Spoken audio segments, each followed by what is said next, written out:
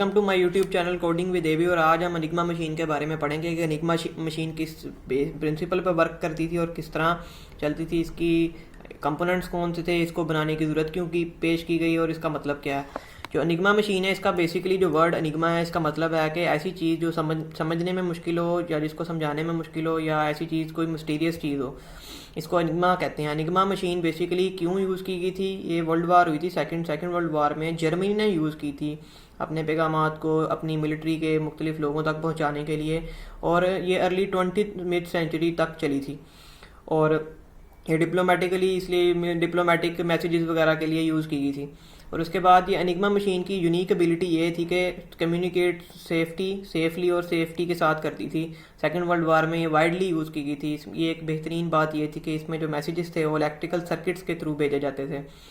और इसकी एक ख़ास बात यह भी थी कि जो भी मैसेज कन्वे किया जाता था वो रेडियो ट्रांसमिशन के ज़रिए भेजा जाता था, और अगर किसी दुश्मन के पास इसका मैसेज पहुंच भी जाता है, उसको इसका कोई फ़ायदा नहीं था। उसकी वजह सिर्फ ये थी क्योंकि ये मैसेज इनकोडेड थे, जो कि इनकोड होने की वजह से कोई पढ़ नहीं सकता था। इसमें बेसिकली जो टर्म टेक्निक यूज़ होती थी वो थी इनक्रिप्शन की, कि आपका जो मैसेज था वो इनक्रिप्ट कर दिया जाता था और वही मैसेज फिर डिक्रिप्ट कर दिया जाता था रिसीवर साइड पे। उसके बाद हम डिस्कस करते हैं कि ये इसका जो बेसिक वर्किंग प्रिंसिपल था वो क्या था।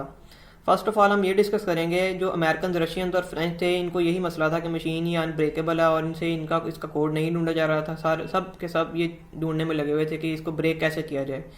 और एक और बात भी ये कही जाती है कि इस मशीन के जो कोड क्रैक किए गए थे, अगर ये ना किए जाते तो आज तक, ये 2 साल बाद तक ये जंग जारी रहती और 14 मिलियन लाइफ्स जो थी वो डेड हो जाती। और उसके बाद हम बात करेंगे कि इसका जो बेसिक प्रिंसिपल है इंक्रिप्शन का, वो वर्क कैसे करता है।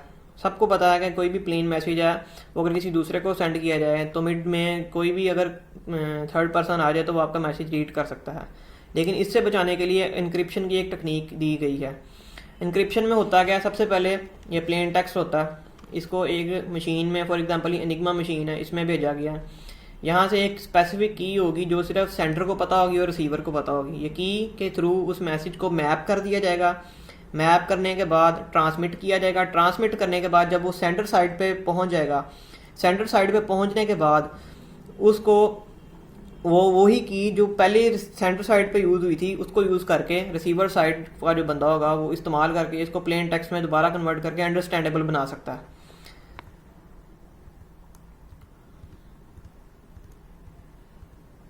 इसके बाद आते हैं हम इसकी डिटेल्स की तरफ कि एनिग्मा मशीन्स की जो माइनर डिटेल्स थी वो क्या थी।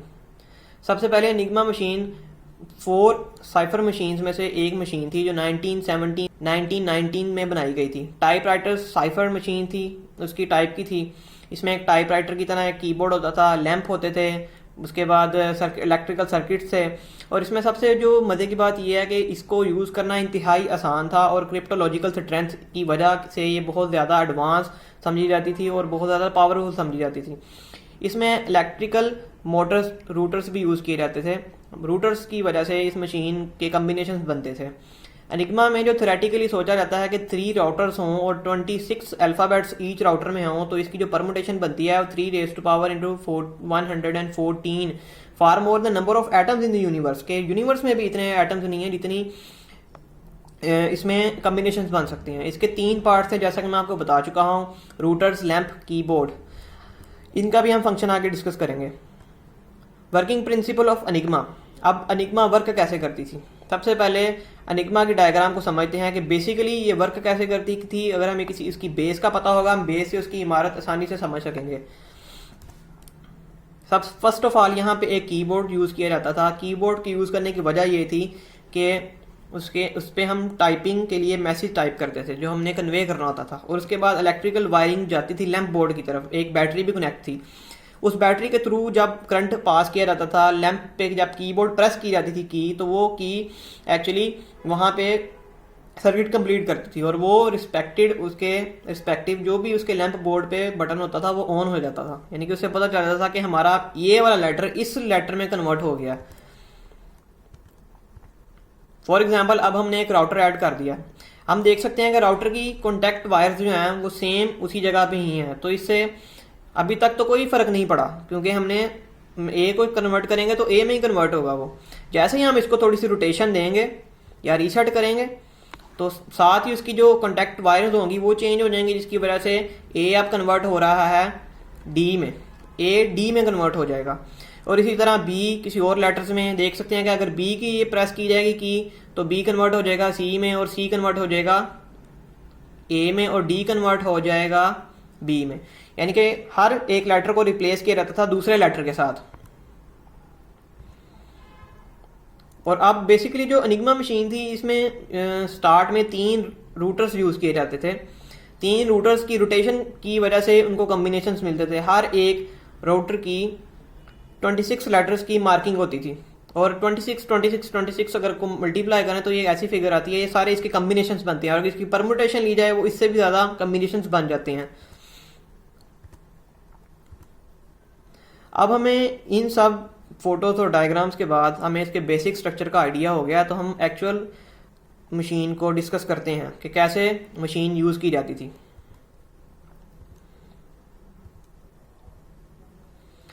अब जैसा कि हम देख सकते हैं डायग्राम थोड़ी सी कॉम्प्लेक्स है, लेकिन वर्किंग सारी उसी तरह ही सेम है।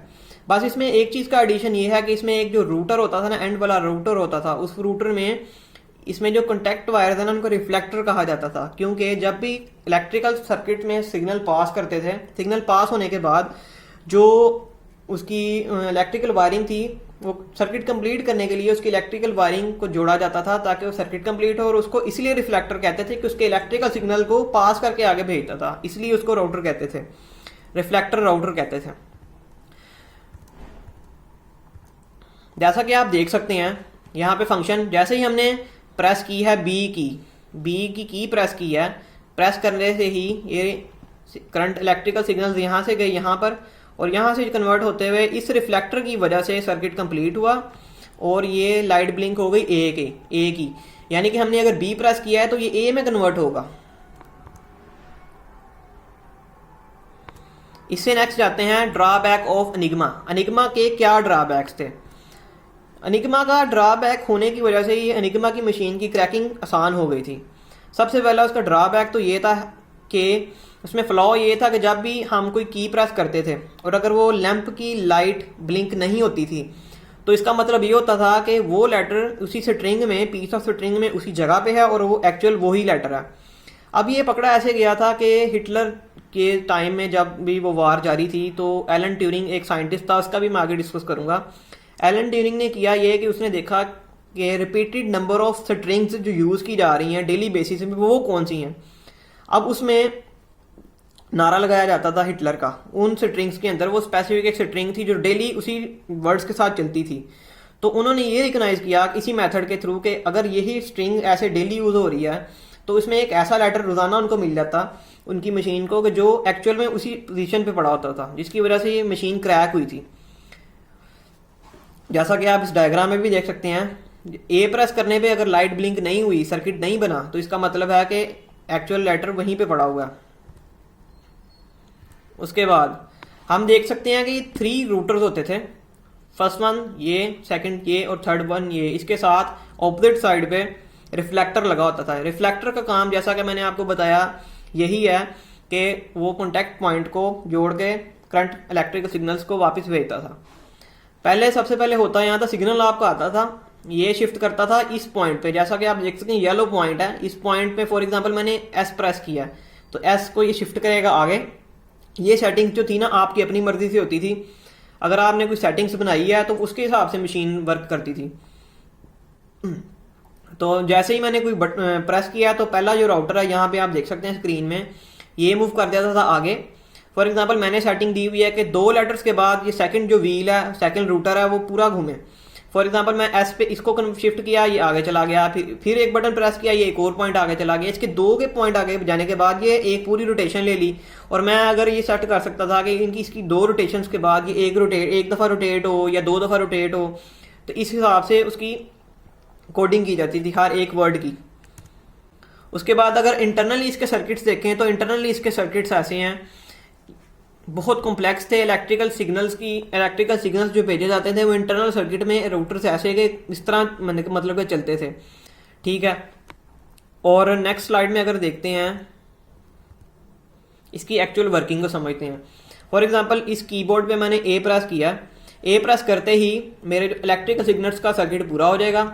उससे पहले वो प्लग बोर्ड में जाएगा, प्लग बोर्ड पे जो वायरिंग होगी जहाँ जिससे कनेक्ट होगी वो उसी में शिफ्ट कन्वर्ट होगा, ए एम में चला गया, उसके बाद एम से होते हुए ये शिफ्ट हो गया एंट्री ड्रम में। इसका नाम था एंट्री ड्रम, ये फर्स्ट वन होता था, इसका नाम एंट्री ड्रम रखा जाता था। जैसे ही वो इसमें एंटर हुआ, इसमें एंटर होते ही वो गया राइट रोटेशन उसको हुई, और उसके बाद मिडल रोटेशन में जाता है, फिर लेफ्ट रोटेशन में जाता है। जैसा कि मैंने आपको बताया कि 3 लगे होते हैं रूटर्स, और रूटर्स के बाद एक होता है रिफ्लेक्टर, ये भी एक रूटर होता है और ये रिफ्लेक्टर का काम भी दे रहा होता है।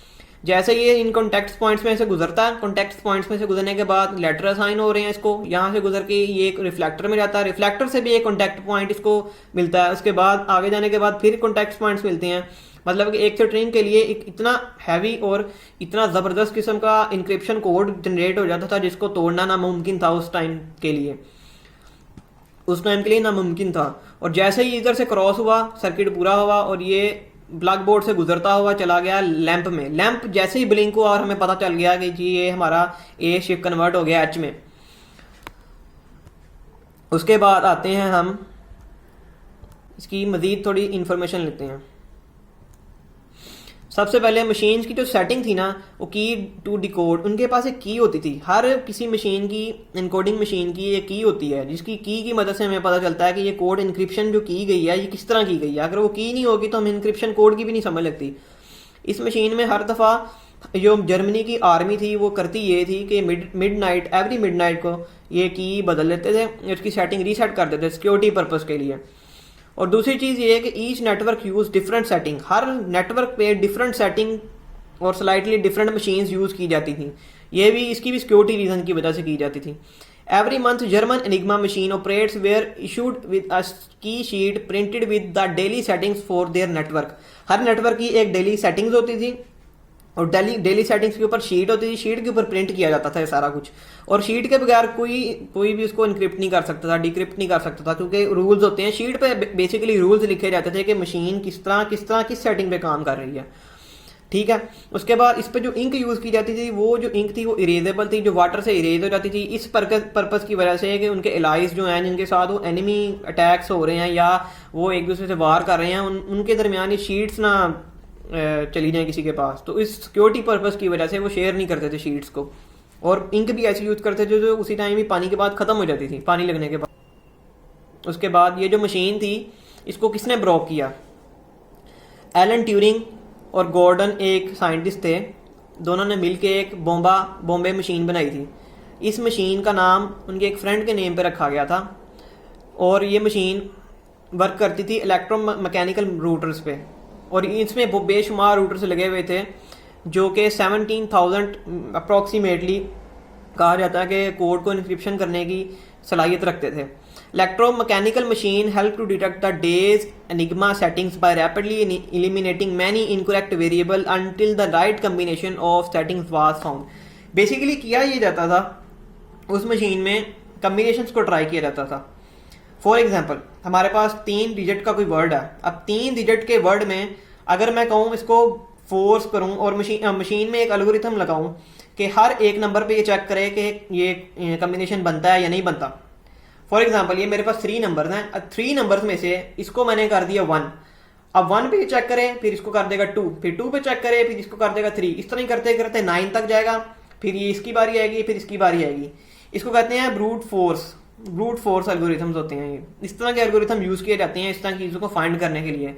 और ये जो प्रोसेस है इसको फाइंड करने का, डिक्रिप्ट करने का और इसको फाइंड करने का, इसको कहते हैं क्रिप्टोग्राफी। एलन ट्यूरिंग की इसकी अगर बिब्लोग्राफी पढ़ें तो बिब्लोग्राफी में भी ये लिखा रहता है कि एलन ट्यूरिंग का इंटरेस्ट जो था बचपन से, बिब्लोग्राफी में लिखा जाता है कि उसका जो इंटरेस्ट था क्रिप्टोग्राफी का था और इस वजह से ये इसका एक्सपर्ट था। अनफॉर्चुनेटली 1954 में एलन ट्यूरिंग ने सुसाइड कर ली थी बिकॉज ऑफ डिप्रेशन। और ये था हमारा आज का लेक्चर। इसमें हमने अब मैं रिव्यू एक दफ़ा कर देता हूँ। इसमें हमने क्या क्या पढ़ा? इसमें हमने पढ़ा working principle of enigma machine, basics of enigma machine, how electrical circuits work in enigma machine. उसके बाद मैंने ये बताया आपको कि एलन ट्यूरिंग ने इसकी कौन सी मशीन बनाई, किस तरह उसके किस फ्लॉ की वजह से ये ब्रेक हुई, और अब इसकी डेथ के कुछ सालों बाद क्वीन एलिजबेथ ने इसको रिवॉर्ड पेश किया। जब उस टाइम तक अनफॉर्चुनेटली ये मर चुका हुआ था। आई होप ये लेक्चर इज़ गुड। आज के लिए इतना ही। अल्लाह हाफिज़। सी यू नेक्स्ट टाइम।